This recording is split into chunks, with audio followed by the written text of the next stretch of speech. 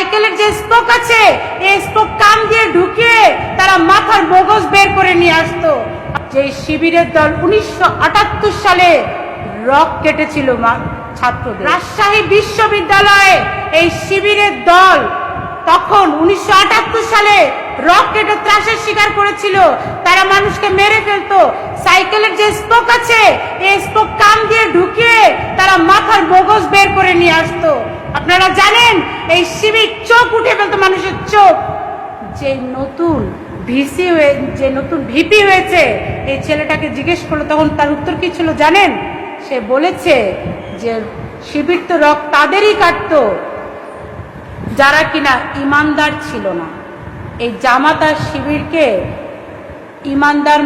কে ইমানদার না, এই ওই কি সৃষ্টিকর্তা পাঠিয়েছে?